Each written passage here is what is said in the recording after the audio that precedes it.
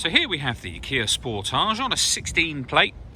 I'm going to start off by showing you around the outside of the car, and then we'll hop in and run through some controls on the inside. But from the outside, you can see it's a 5-door car with alloy wheels.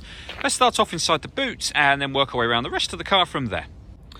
So as we approach the back of the car, you'll see we have plenty of boot space along with that 60/40 split folding rear seat. And then underneath this tray section, not only is this a full-size spare wheel, but it's an alloy spare wheel, which is incredibly rare. Okay, so we're just going to work our way back round to the front of the car, and then we'll hop in and run through some controls on the inside. But now that we've done a full circle of it, you can see it's in excellent condition the whole way round. Just briefly before we climb in, I think it's well worth seeing the interior from this exterior point of view. There's plenty to run through on the dashboard, so let's hop in and we'll do that now. Okay, now that we're inside the car, we're going to start with the dials. On the left-hand side with the rev counter, we have the speedometer in the middle, and on the right-hand side, the fuel gauge and coolant temperature gauges. Also in the middle is the total miles for this car. They are 23,610. If we back out to the steering wheel, on the left-hand side, we have stereo controls. On the right-hand side, we have cruise control. And at the bottom here, the ability to answer and end phone calls, and we have voice activation for the phone as well. So you can hit that button, ask it to dial anyone in your contacts list, and it'll do that for you without you having to take your phone from your bag or pocket. That is, of course, once you paired it up, and that is done using the stereo over in the center here. Hit the phone button, and then use the numbers that correspond with what you want to do on the screen. So we are, at this point in time, going to cancel what we're doing there.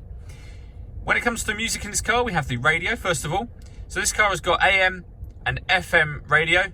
And eventually we'll get back round to the beginning again. If you want to listen to your own music, you can do that via the CD player. We've also got auxiliary and USB inputs as well. Working our way down, we have the air conditioning. So you can adjust the fan speed, the temperature, where you'd like the air to be distributed. Air conditioning is on when that light shows, so off or back on again. At the minute, we're bringing in fresh air from outside the car. If you hit that button, it will recirculate the air that's already in the car, which is a great way of heating it up or cooling it down quickly, depending on the temperature that you set on this dial here, of course. And then we have a rear heated screen. If you hit that button, the car will divert its air conditioning to the front screen. Under that, we have two 12-volt charging sockets, as well as the auxiliary and USB inputs that I mentioned a moment ago, and then a 6-speed manual gearbox. All that leaves me to say is thank you for taking the time to watch this video. If you'd like to come and see the car in person and have a test drive, please feel free to call any of our MJA sites. We'd love to hear from you soon.